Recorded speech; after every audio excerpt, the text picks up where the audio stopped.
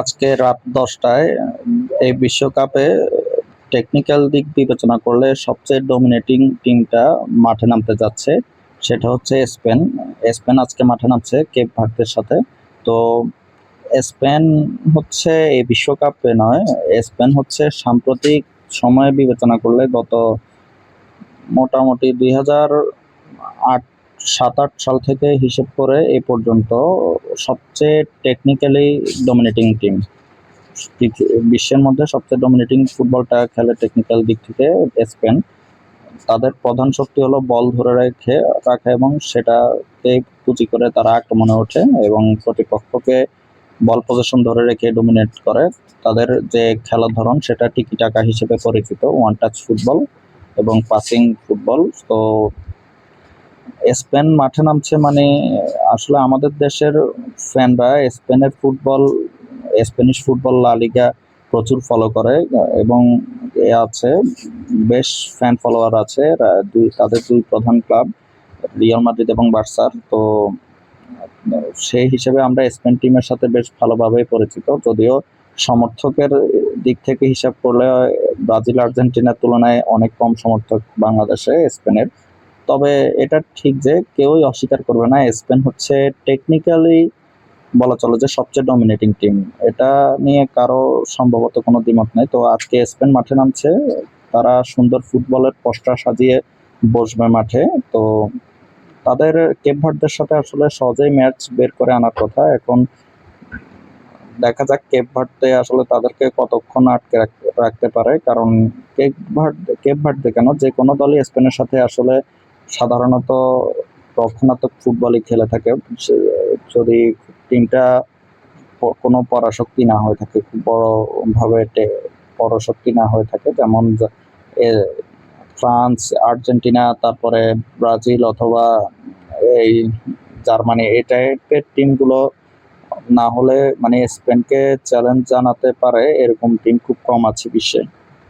কিন্তু এই টিমগুলো যখন স্পেনের সাথে খেলে তখন আসলে বল পজিশনের থেকে তারা কাউন্টার অ্যাটাক নির্ভর ফুটবল খেলতেই বেশি পছন্দ করে স্পেনের সাথে। এবং দেখা যায় যে স্পেনের সাথে বেশিরভাগ ক্ষেত্রে ইন্ডিভিজুয়াল ব্রিলিয়ান্স দিয়ে ম্যাচটা বের করে আনতে হয় এতে। তো এটা হচ্ছে কথা আর কি। তো আজকে স্পেনের যে নামছে একাদশ সিলেক্ট করলো দেখলাম, তাতে আমার অনুমান হিসেবে গোলবারের দায়িত্বে আছে উনাই সিমন অনেকদিন ধরে স্পেনের নাম্বার ওয়ান গোলকিপার।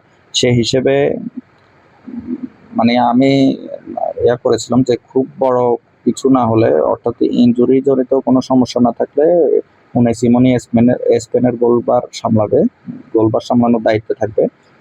তো সেটাই হতে যাচ্ছে। আর এছাড়া এই সেন্টার ব্যাক হিসেবে পাউ কুবার্সি এবং আয়ামেরিক লাপোর্তের নাম বলেছিলাম সম্ভবত স্পেনকে নিয়ে যে ভিডিও করেছিলাম তাতে। তো তারা দুজনও আছে এবং দুই ইয়াতে আছে ফুল ব্যাক, যেটা সেটা হচ্ছে কুকুরেল্লা, তারপরে হচ্ছে এই মার্কাস লরেন্তে, এই দুজনও আছে অনুমান হিসেবে। আর মাঠে যেটা দেখছি সেটারও অনুমান মোটামুটি ঠিক আছে। রড্রি, পেড্রি, এই দুইজন তো আছেই, সাথে এই ফ্যাবিয়ান রুইজও থাকবে, এটাও মনে হয় আমি বলেছিলাম। আমি আসলে ইনস্ট্যান্ট ভিডিওটা করতে শুরু করেছি, তাই আগের স্পেনকে নিয়ে করা ভিডিওটি আবার করিনি, দেখিনি। দেখলে হয়তো করতে পারতাম, এক্স্যাক্টলি বলতে পারতাম। যাই হোক, তো অ্যাটাকিং লাইনে আজকে তারা দেখছি ইয়ামালকে নামায়নি, এটা রিস্ক নেয়নি দেলা ফুয়েন্তে, কারণ ইয়ামাল কিছুটা ইনজুরির সাথে লড়াই করছে, সেটা আমরা জানি কম বেশি। তো ইয়ামাল যতটুকু শুনেছিলাম যে ফিট আছে এবং প্রথম ম্যাচে মাঠে নামবে। তো একাদশে রাখেনি মানে হয়তো সাব হিসেবে নামাতে পারেন দেলা ফুয়েন্তে। তো ইয়ামালের পাশাপাশি তার আরেকজন সঙ্গী অ্যাটাকিং লাইনে নিকো উইলিয়ামসও এই ম্যাচে থাকছে না একাদশে, এটা আর কি। তো এছাড়া যারা শুরু করতে যাচ্ছে অনুমিতভাবে ওয়াইজাবাল আছে এবং সে কিন্তু স্পেনের নাম্বার 9 পজিশনে মোটামুটি ফিক্সড নাম, এটা হচ্ছে দেলা ফুয়েন্তের অধীনে। তো এটা তো অবাক হওয়ার কিছু নাই। আর সাথে আছে বার্সার ফেরান তোরেস।